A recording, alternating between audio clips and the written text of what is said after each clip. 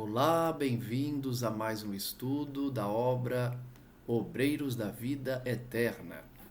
Esse livro foi psicografado por Chico Xavier e ditado pelo Espírito André Luiz. Estamos em nosso estudo de número 43 e vamos entrar no capítulo 16, chamado Exemplo Cristão. Nos últimos estudos, nós acompanhamos as atividades de André Luiz junto ao primeiro trabalhador que foi resgatado após o seu desencarne, chamado Dimas. Acompanhamos todo o processo de recuperação dele logo após a morte e os detalhes de como se deu esse desligamento, com muitos ensinamentos.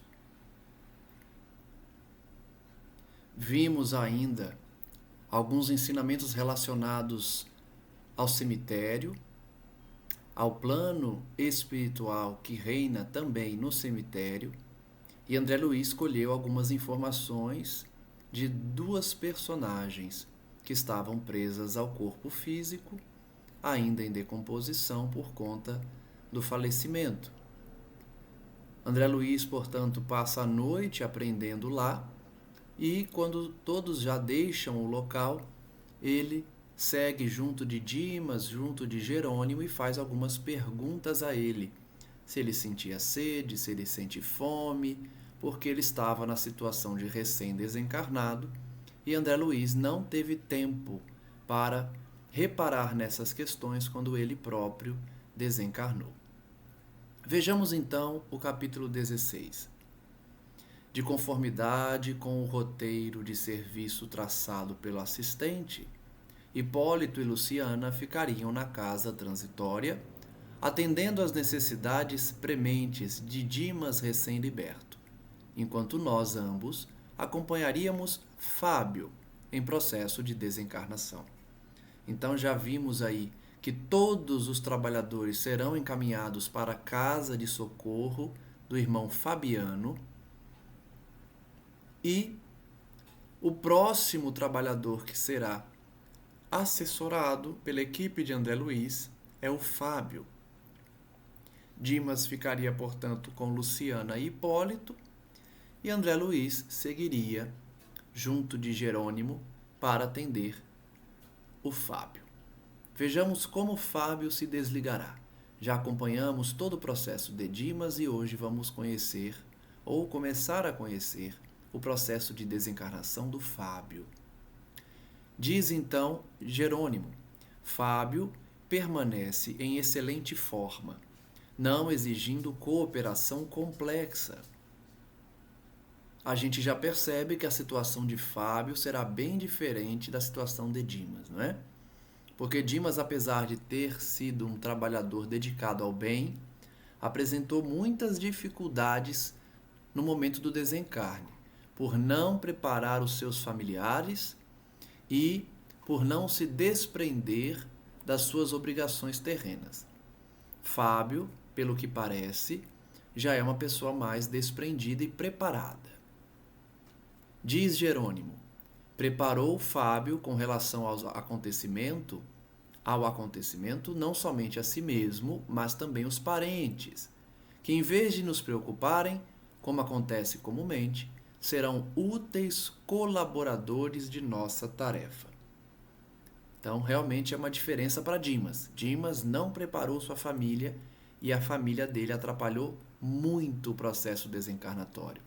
Já Fábio, não. Os parentes, pelo contrário, auxiliarão nesse momento. Falava Jerônimo com sólida razão, porque em verdade mostrava-se Dimas em lastimável abatimento. Dimas estava triste, Dimas estava com saudade da família e também com os sentimentos que a esposa lhe causou, de desespero, de abandono, de revolta contra Deus. Apesar da fé que lhe aquecia o espírito, as saudades do lar infundiam-lhe inexprimível angústia. Às vezes, fim da conversação serena, em que se revelava calmo e seguro nas palavras, punha-se a gemer doridamente, chamando a esposa e os filhos, inquieto. É interessante, não é? Porque Dimas era espírita, Dimas se dedicou à mediunidade, ajudou muita gente. Mas olha como ele está num processo doloroso de saudade da família. Está muito apegado à família. E aqui a gente não faz julgamento, porque é natural ficar apegado à família, ter sentimento de saudade, querer ficar mais tempo com a esposa, com os filhos. Isso é natural. Então não é um julgamento a Dimas. André Luiz só está relatando que se a gente mantiver o mesmo apego, também sofreremos. Mesmo apresentando momentos de lucidez, de tranquilidade, de repente ele começa a gemer de dor, inquieto, com saudade da família. Em tais momentos, tornava os sintomas da moléstia que lhe vitimara o corpo denso. Olha que interessante. A partir do momento que Dimas se ligava à família que estava na terra, ele voltava a sentir as dores da doença que o vitimou. Isso é muito comum. Quanto mais apegados à matéria, mais temos sensações terrenas. Os suicidas sentem no maior grau, porque estão completamente vinculados à matéria. Eles sequer se desprenderam do corpo físico, então sentem tudo, absolutamente tudo que o corpo sente, além de reviver os momentos do desencarne. Dimas, apesar de estar numa situação muito melhor que a de um suicida, ele está levemente apegado à matéria. E isso já basta para que ele sinta as dores da doença que o vitimou, da doença que levou ele a desencarnar, por conta do apego à matéria. Com dificuldade, explicou André Luiz, nós conseguíamos subtraí-lo à estranha psicose, ou seja, retirar ele daquele estado estranho, psíquico, de apego, sentir dor, como se ainda estivesse encarnado, fazendo regressar à posição normal. Posição normal no plano espiritual é não sentir dores, é não sentir as sensações da matéria. Tentava desvencilhar-se de nossa influência amiga como se houvera enlouquecido repentinamente. Olha que situação grave de Dimas. Quando ele percebia que André Luiz e os demais estavam tirando ele daquela situação de saudade, de desespero, ele tentava se desvencilhar como se tivesse enlouquecido, no propósito de fugir sem rumo certo, sair correndo. Gritava, gesticulava, afligia-se como sonâmbulo inconsciente. As obras de André Luiz são muito interessantes por esse aspecto. Trazem detalhes de situações que comumente a gente pensa que já estão resolvidas. Porque muita gente acha que por se dedicar ao centro espírita, se dedicar ao tempo religioso, isso basta para ter uma vida espiritual saudável e plena. Mas não. Dimas trabalhou por muitos anos na mediunidade, na caridade, mas por manter um apego à matéria e à família, sofreu bastante no plano espiritual. Olha como André Luiz descreve a situação dele. Quase enlouquecido, querendo correr, querendo fugir deles, sendo que são amigos, são pessoas que querem o bem dele, que cuidam dele. Mas nesse momento de insanidade temporária, ele não enxerga isso, mesmo tendo uma vida dedicada ao bem. Isso serve de reflexão para nós. Além da dedicação ao bem, a gente precisa cultivar equilíbrio em casa, na família, nos nossos pensamentos, nas nossas atitudes. Senão a gente vai ter mérito pela caridade praticada, Deus vai considerar o bem que a gente fez, sem dúvida, mas nós poderemos correr o risco de ter esses momentos, esses lampejos de inconsciência, de loucura, porque não nos preparamos completamente. André Luiz então revela: não pude dissimular a surpresa que me assaltou diante da ocorrência. É de fato surpreendente. é algo que assusta. Ver Dimas, um trabalhador cristão de tantos anos, naquela situação, quase enlouquecido, como um sonâmbulo, gritando, gesticulando, aflito, né? André Luiz ficou surpreso com razão, apesar que ele passou por algo parecido, até pior, né? Se estivéssemos tratando com criatura alheia aos serviços da espiritualidade superior, seria compreensível o quadro. Olha que reflexão importante. Se fosse alguém que não conhecia o mundo espiritual, que não sabe da realidade espiritual, André Luiz não ia ficar surpreso. É alguém materialista, é alguém que não acreditava na vida após a morte, então agora está desesperado, isso é natural. Mas Dimas era médium, sabia da vida espiritual, entrava em contato com os espíritos e mesmo assim apresentou um quadro parecido de alguém materialista, de alguém que não acreditava na vida espiritual. Aquele quadro, portanto, que se desenrolava aos olhos de André Luiz, seriam naturais se fossem de alguém materialista. Mas Dimas fora instrumento dedicado do espiritismo evangélico, consagrar a existência às benditas realizações da consoladora doutrina do túmulo vazio pela vida eterna. Ou seja, ele pregava, ele doutrinava, ele ensinava sobre o espiritismo e sobre a vida após a morte. De antemão, sabia na esfera carnal que seria submetido às lições da morte e que não lhe faltariam ricas possibilidades de continuar junto da parentela, junto da família. Ou seja, o Espiritismo ensina de fato isso. A morte não nos separa da família completamente. Nós perdemos o contato diário, nós perdemos o contato direto. Mas isso não significa que nós não acompanhamos nossos parentes, nós não os visitamos, nós não os inspiramos, nós não nos abraçamos quando eles dormem e desdobram-se, se estiverem aptos para isso. Então Dimas sabia que mesmo com a morte, ele iria visitar sua família, ele ia ter contato com sua família. Não é uma separação completa, segundo o ponto de vista material, né? Por que semelhantes distúrbios? Pergunta André Luiz. Não merecer a ele excepcional atenção de nossos superiores hierárquicos? Então vejam a pergunta de André Luiz. Serve para a resposta que eu dei agora há pouco, de que o bem que ele fez, o conhecimento que ele tinha, a caridade praticada é considerada.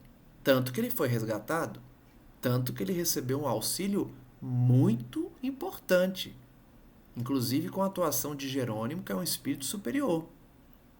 Então serviu sim, a vida dedicada ao bem foi muito valiosa para ele. Ele recebeu muito auxílio, mas isso não afasta as eventuais aflições desse quadro de apego que ele apresentou. André Luiz então pergunta ao Jerônimo essas indagações. Sem qualquer nota admirativa, Jerônimo respondeu, bem-humorado, porque o espírito superior é bem-humorado.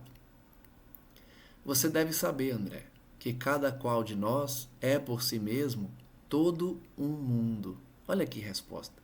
Só o espírito superior é filósofo desse jeito. Todos nós somos um mundo. A complexidade que cada um apresenta. Esclarecimentos e consolações são dádivas de Deus, nosso Pai. Mas convicções e realizações constituem obra nossa. Olha que lição bonita. Dimas tinha esclarecimento e tinha consolação dada por Deus. Presente de Deus. O Espiritismo é um presente de Deus para nos consolar, para nos esclarecer. Então, o Espiritismo foi um presente de Deus para Dimas. Consolação, também, dádiva de Deus para Dimas.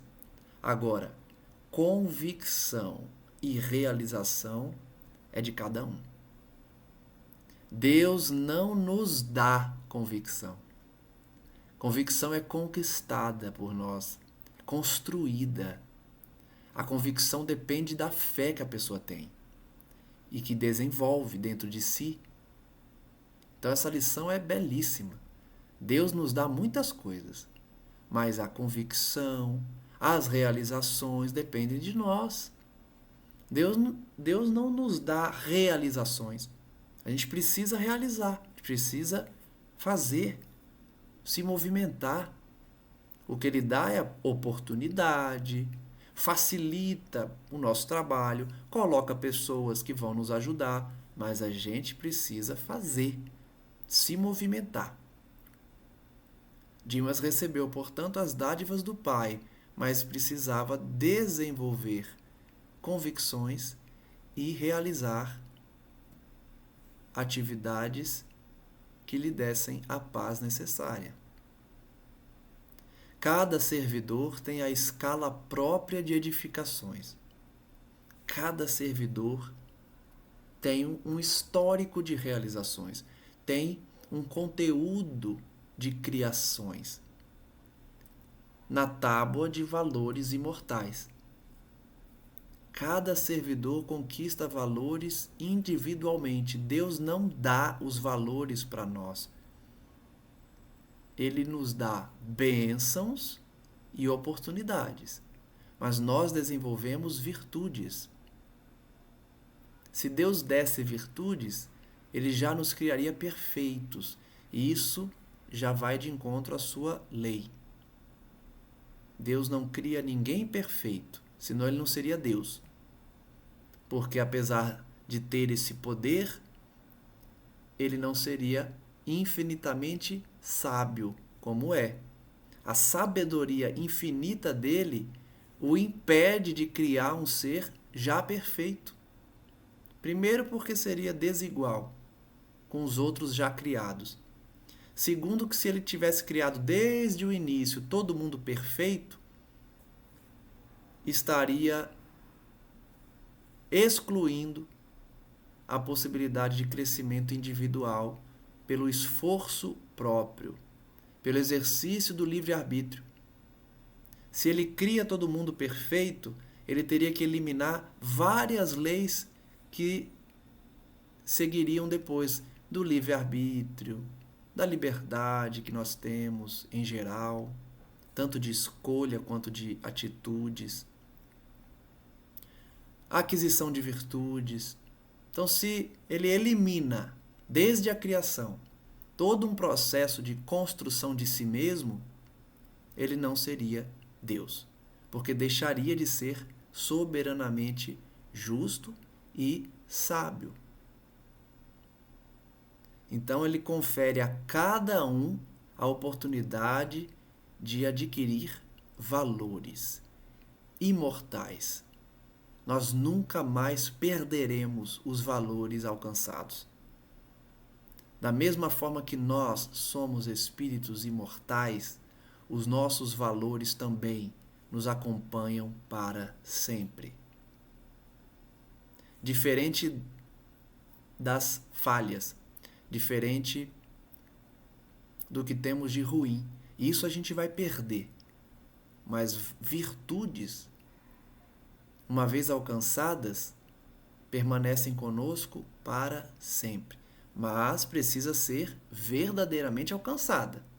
Tem gente que pensa que não, é possível sim regredir. É possível perder virtudes. Não, não é.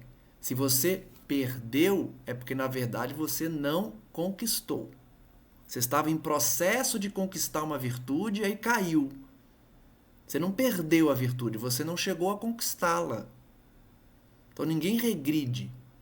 Por isso que no Espiritismo nós não acreditamos na figura do diabo, que é o anjo caído. Imagine um espírito chegar no nível de anjo, ou seja, espírito puro, e sentir inveja de Deus. Oi? Não faz sentido. Espírito puro que sente inveja não existe. Não existe. Eu posso afirmar isso. Tem coisas que a gente não pode afirmar porque conhecemos pouco, né? E isso eu sinto segurança em afirmar. Espírito puro não sente inveja. Logo, um anjo não poderia ser expulso do céu porque sentiu inveja de Deus. Então ele não era anjo ainda, para começo de conversa. Não estou dizendo que não existe um ser que não sentiu inveja de Deus. Com certeza tem, mas não era anjo. Não era anjo ainda. Não conquistou a virtude da humildade, da simplicidade, da resignação. Porque quem tem inveja não tem resignação, né? Deseja o que é do outro, não tem humildade também. Então, um anjo, leia-se espírito puro, é impossível sentir inveja, quanto mais de Deus, né? Quanto mais de Deus. Então, prosseguindo nesse raciocínio, Deus oferece a cada um a oportunidade de constituir e adquirir valores imortais. A Assembleia de Aprendizes receberá a mesma bagagem de ensinamentos, de modo geral, organizada para todos os indivíduos que a integram. Qual o raciocínio de Jerônimo aqui? Ele disse que Deus dá esclarecimento para todo mundo. Todos que frequentam a igreja receberão esclarecimento. Todos que frequentam o centro espírita receberão esclarecimento. Todos. De maneira geral. Todos que integrarem receberão os mesmos esclarecimentos e ensinamentos. Porém, os alunos vão se diferenciar no aproveitamento particular. O ensinamento é o mesmo, mas a absorção do ensinamento vai variar conforme a dedicação, o entendimento, a inteligência desenvolvida da pessoa, a predisposição de aprender. Então, são vários fatores que influenciam na absorção do ensinamento. Isso não somente na questão religiosa, na escola, na faculdade. O ensino é dado igual para a turma, mas a forma que cada aluno absorve o conhecimento varia e muito, de acordo com a capacidade de cada um, com o nível intelectual mesmo, com a dedicação, com o esforço próprio. Mesma coisa em relação aos valores da alma. A aquisição dos valores da alma sofrerá variação conforme a dedicação individual de cada um. O mérito não é patrimônio comum. Olha que frase. O mérito não é patrimônio comum, é lógico. Para ter mérito depende da ação, depende do esforço. Então, o mérito vai variar. Cada um vai ter um mérito diferente, uma quantidade de mérito maior ou menor. Mérito não é patrimônio igual, comum para todo mundo. Embora seja a glória do alto da montanha, do cume da montanha, a desafiar todos os caminheiros da vida para a suprema elevação. O mérito que nos impulsiona. E para ter mérito precisamos trabalhar. Dimas foi destacado discípulo do Evangelho, principalmente no setor de assistência e difusão. Então vejam, Dimas foi um colaborador cristão, discípulo do Evangelho, na assistência aos pobres e aos sofredores e na difusão, ou seja, na palavra, espalhava o Evangelho. Mas, quanto a si mesmo, não fez aproveitamento integral das lições recebidas. Vou repetir. As obras de André Luiz são alerta para os espíritas e para os cristãos, porque não basta o rótulo da religião, não basta o cargo exercido na casa espírita ou no templo religioso. Não é suficiente. Não bastam os milhares de fins de semana dedicados ao bem. E repito, é importante, é maravilhoso, te dá muito mérito, te garante muita simpatia dos espíritos superiores. As pessoas ficam gratas a você por você ter se dedicado tanto. Eu só estou dizendo que não é suficiente, não é só isso que vai determinar a sua paz de espírito. Não é o número de vezes que você foi ajudar os outros. Não é o número de vezes que você fez palestra. Não é o número de estudos que você gravou no YouTube. Aproveitamento integral das lições recebidas é na atitude, no pensamento, na família, quando ninguém está vendo. É fácil eu falar aqui, né, de espiritismo, de cristianismo, com a câmera ligada, sabendo que tem pessoas que vão me assistir. É fácil.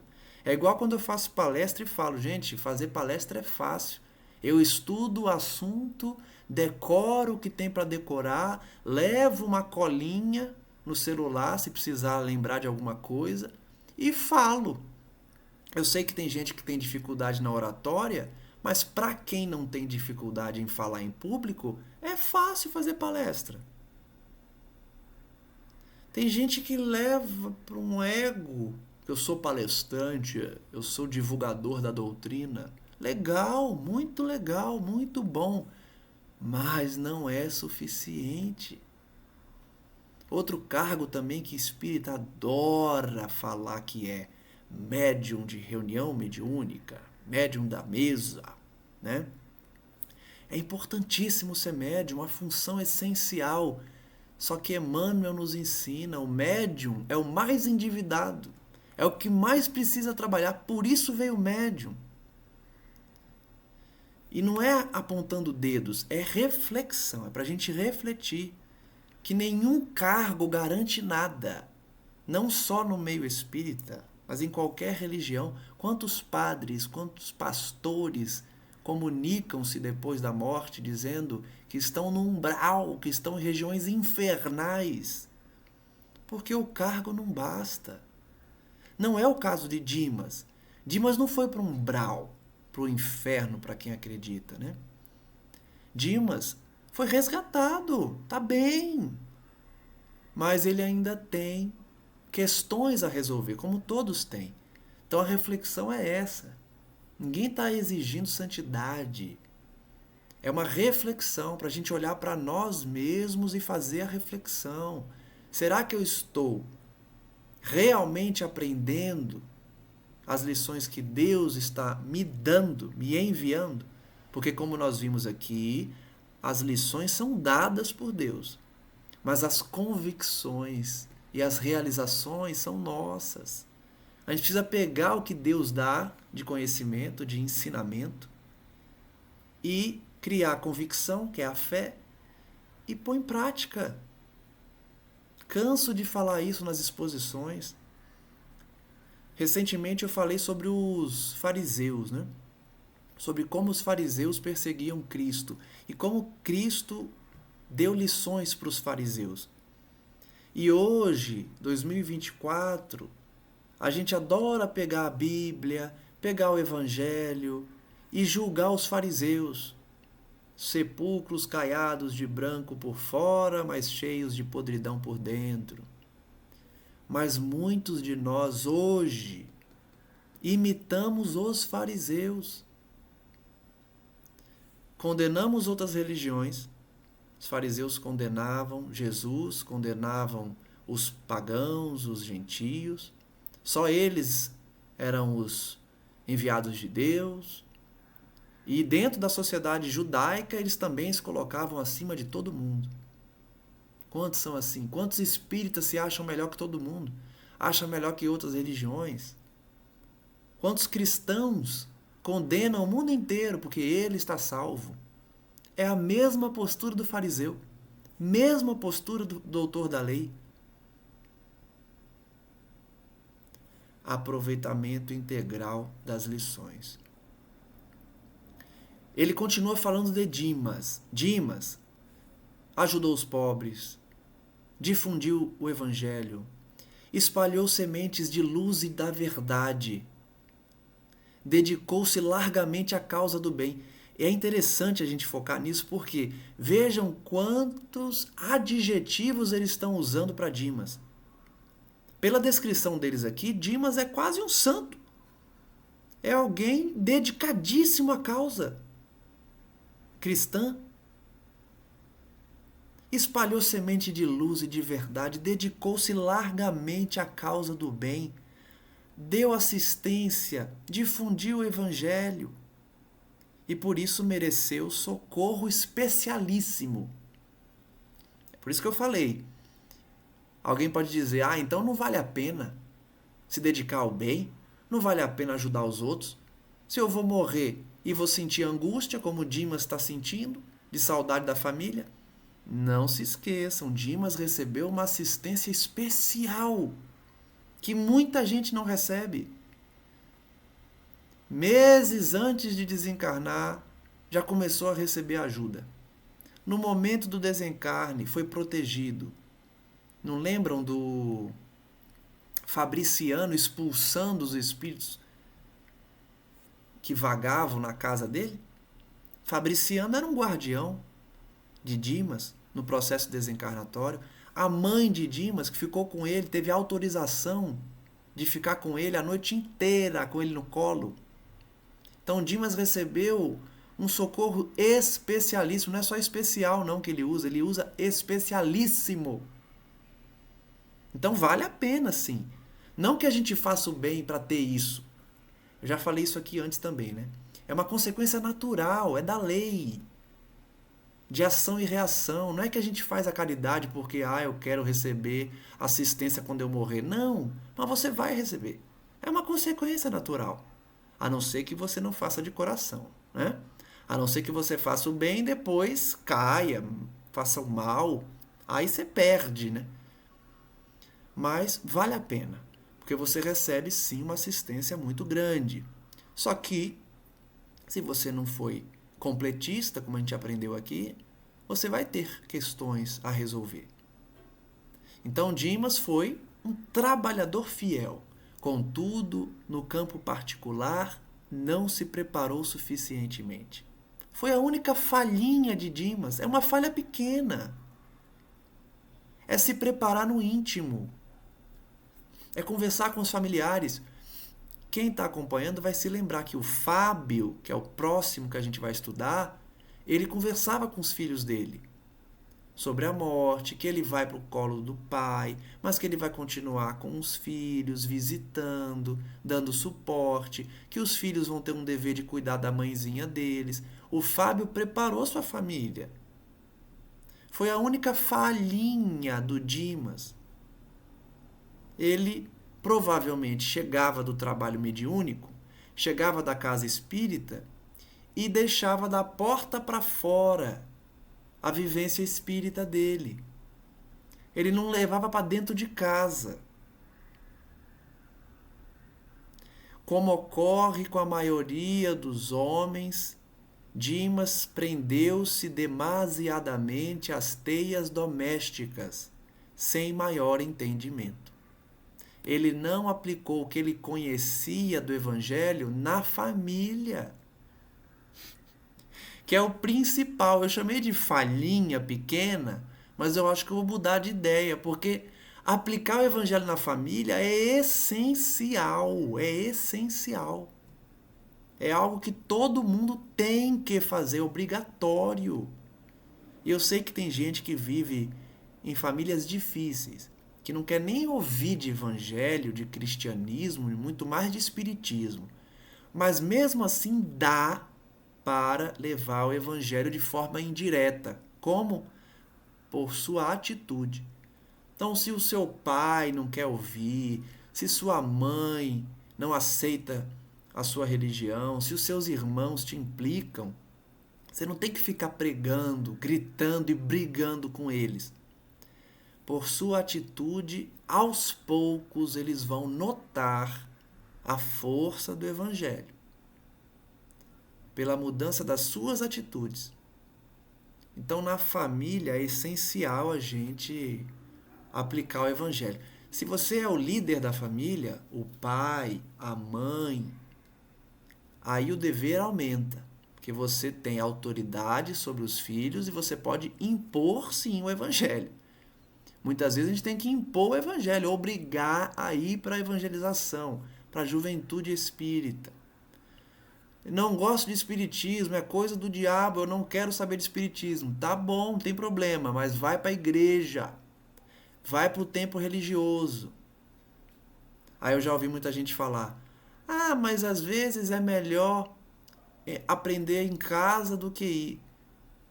É importante ir ao templo, porque a pessoa desenvolve a sociabilidade, conhece outras pessoas de fora da família com o mesmo propósito. Isso aumenta a fé, isso aumenta o conhecimento e isso aumenta as chances da pessoa se integrar à religião.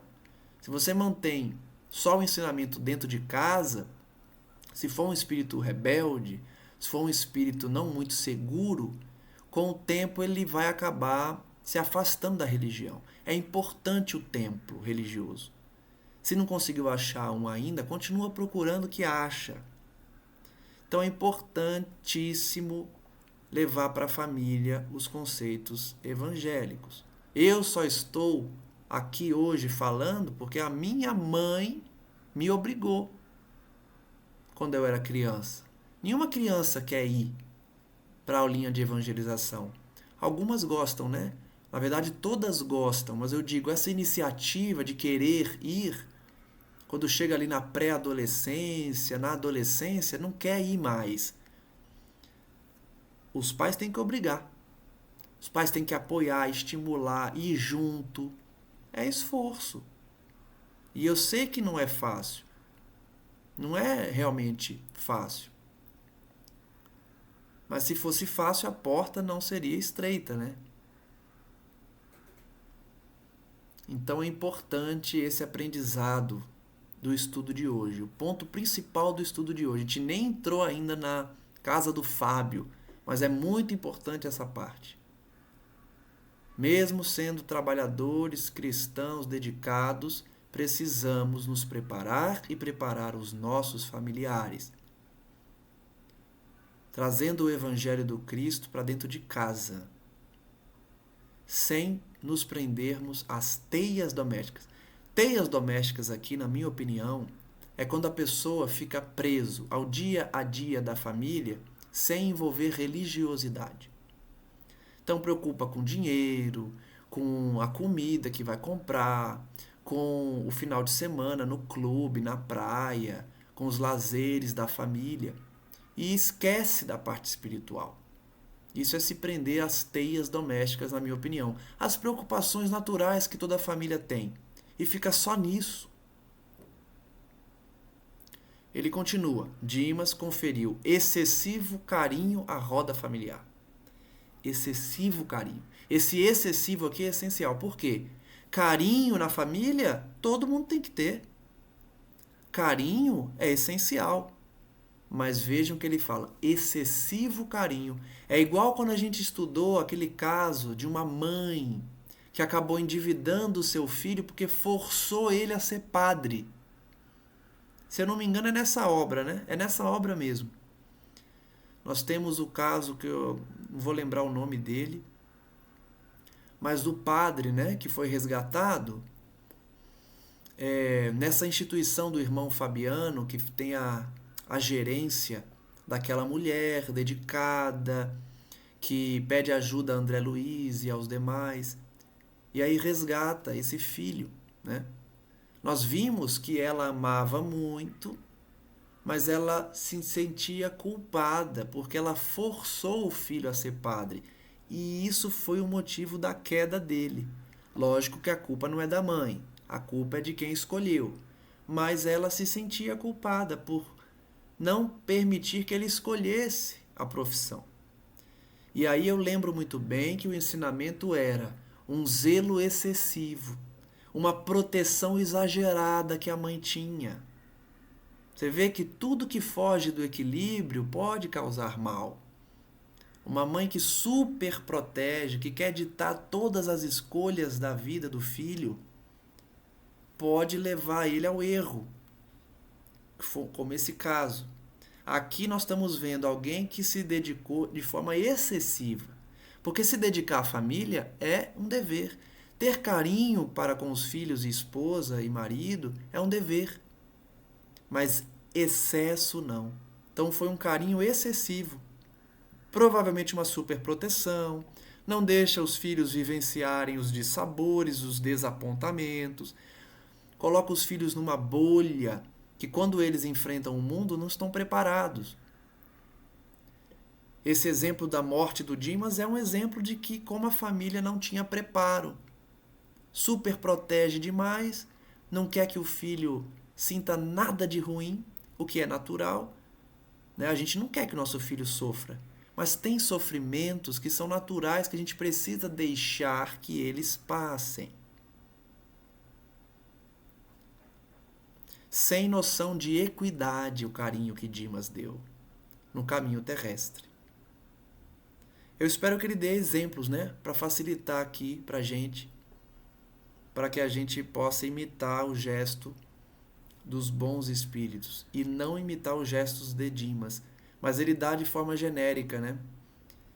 Deu carinho excessivo à família, sem noção de igualdade no caminho terrestre. Certamente, sob o ponto de vista humano, consagrou-se o necessário à companheira e aos rebentos do lar. Mas se lhes prodigalizou muita ternura, não lhes proporcionou todo o esclarecimento de que dispunha, libertando-os da esfera pesada de incompreensão. Olha só que legal. Aos olhos do mundo, Dimas foi correto. Deu carinho para a esposa e para os filhos. Todo o carinho que ele podia dar. Tá certo. Mas aos olhos do espírito ficou faltando uma coisinha. Deu carinho, deu amor, deu atenção, ótimo. Mas ficou faltando a informação do espírito. Ficou faltando o esclarecimento que ele já tinha. É diferente quando a pessoa não tem o esclarecimento. Mas Dimas tinha. Dimas era um servidor atuante, médium, ajudava os necessitados, nunca convidou a esposa para ir junto dele nos trabalhos de caridade. Eu nem falo da mediúnica, porque ela não pode participar da mediúnica sem fazer um curso, sem se dedicar, sem demonstrar que se converteu. Só depois de muitos anos que você é convidado para o grupo mediúnico. Ou depois de um certo tempo em que as entidades percebem que você está preparado. Mas geralmente demora. Então eu nem digo que Dimas poderia ter convidado ela para a reunião mediúnica. Convidado para os trabalhos voluntários, para os trabalhos de assistência. Eu sei que muitas vezes o esposo, a esposa não quer, né? Inclusive faz campanha contra. Mas será que o caso de Dimas era esse? Ou será que ele nunca teve a iniciativa em relação à esposa e a obrigação em relação aos filhos? Porque eu falei que em relação à esposa ele convida, mas em relação aos filhos tem que obrigar. Fiquem à vontade para discordar de mim, tá? Às vezes o método de criar os filhos é diferente, mas a minha opinião pessoal é que a gente tem que obrigar sim os filhos aí a alguma instituição religiosa. Não precisa ser a mesma religião do pai, mas algum templo, alguma fé precisa desenvolver. E como é filho, está morando debaixo do meu teto, eu defendo que tem que obrigar.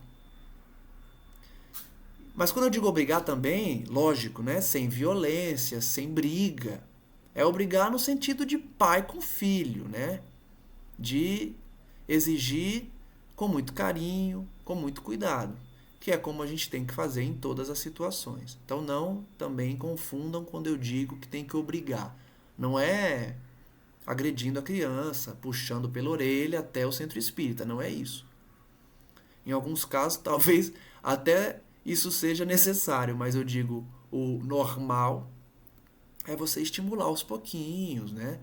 Desenvolver na criança essa necessidade, levar para uma evangelização infantil, para assistir uma palestra, tomar um passe, mostrar que tem outras crianças lá, que tem outros jovens. Enfim, existem várias formas. E Dimas, pelo visto, não teve nunca nem essa iniciativa, mesmo com o conhecimento que possuía. E agora, então, muito naturalmente, sofre-lhes o assédio. Então vejam, o sofrimento de Dimas não é por causa dele, é o assédio da família. Como ele não preparou a família, eles estão chamando Dimas. Volta, pai, eu não aceito sua morte. Volta, meu esposo, não era a hora para você morrer, não. Deus está errado. Volta. Ou então, mesmo que não chame, pensa nele de forma desesperada, de forma revoltada. Isso chega até a pessoa. Então Dimas sofria não por ele, mas porque os seus familiares estavam assediando como verdadeiros obsessores, sem perceberem, porque eles não tinham conhecimento da vida espiritual, como é que eles iam saber? É sem intenção, mas como eles não foram esclarecidos, estavam prejudicando Dimas sem perceber. A inquietude dos parentes atinge-o por intermédio dos fios invisíveis da sintonia magnética. Então, como eu falei, chega. Por isso que oração tem força, tem poder. As pessoas não conhecem o poder da oração.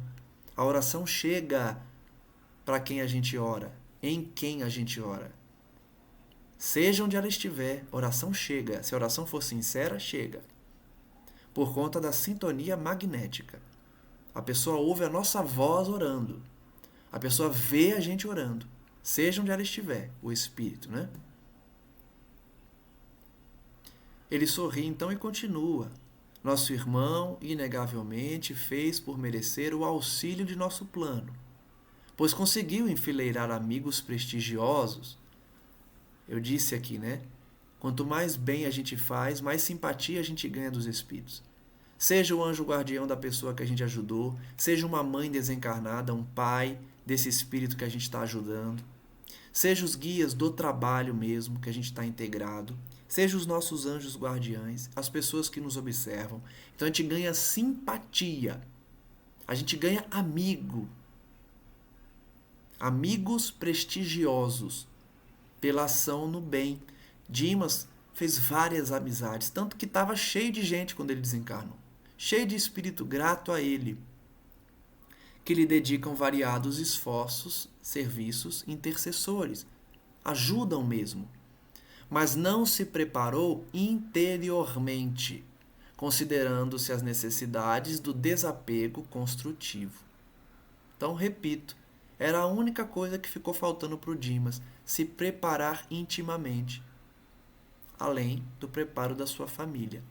No desapego. Como ele não se preparou, ele também está apegado. Não é somente a família sofrendo, chamando ele, que perturba ele, mas ele também está apegado.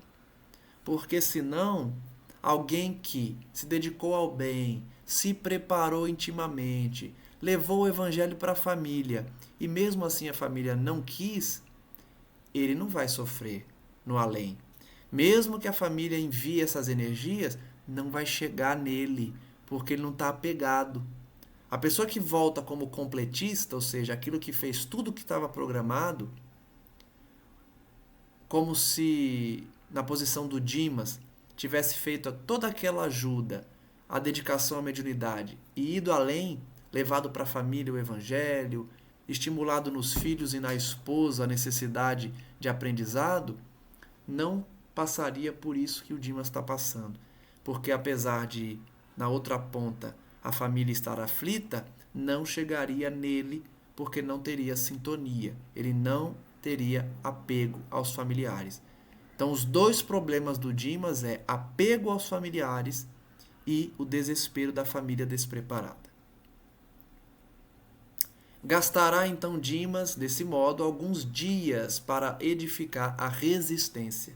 Olha só, a família vai continuar desesperada, mas o Dimas vai levar alguns dias para ter resistência, para se proteger desse desespero da família, para se proteger dessa vibração que vai continuar sendo enviada para ele, mas quando ele adquirir esse equilíbrio, não vai mais chegar. O ensinamento significava muito para mim, diz André Luiz, que via tão dedicado servidor cercado da mais honrosa consideração por parte das autoridades de nosso plano, em porfiada luta consigo mesmo para restaurar seu próprio equilíbrio. E concluí, mais uma vez, que o amor pode improvisar infinitos recursos de assistência e carinho, acordando faculdades superiores do espírito, mas que a lei divina é sempre a mesma para todos. Então, essa conclusão de André Luiz resume o estudo de hoje. O amor improvisa infinitos recursos de assistência e carinho. Como Dimas amou muito, ele teve assistência, ele teve carinho. Porém,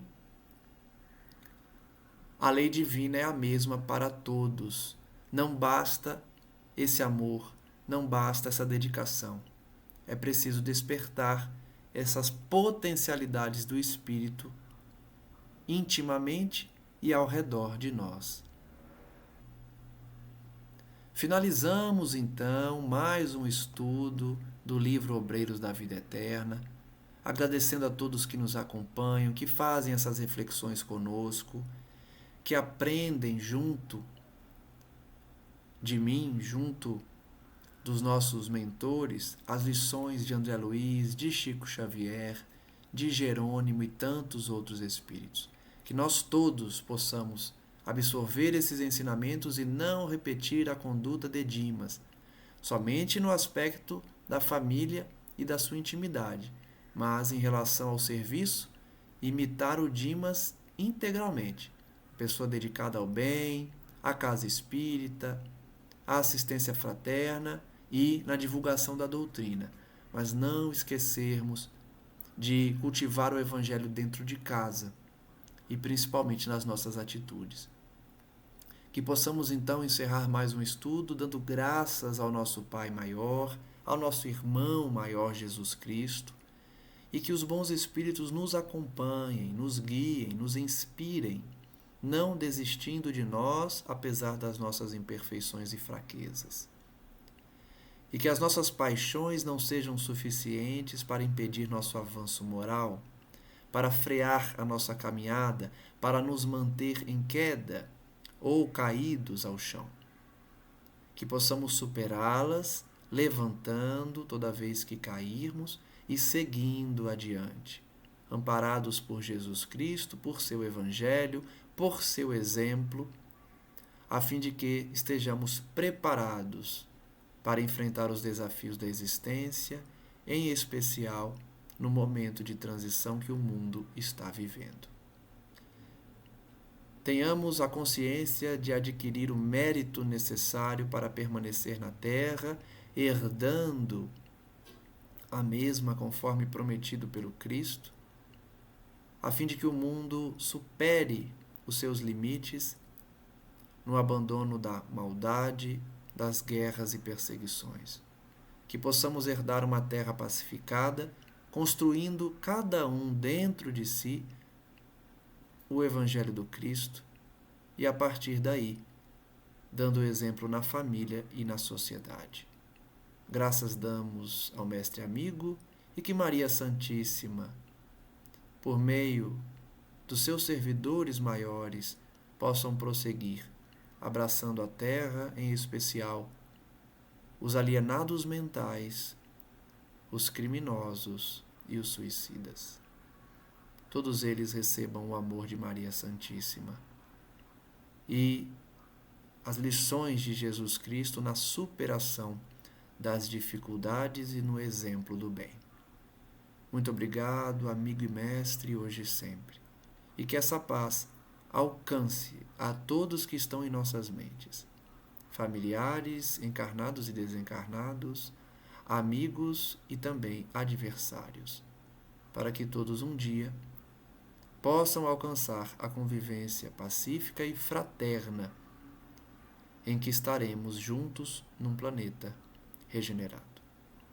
Que assim seja, graças a Deus, e até o próximo estudo.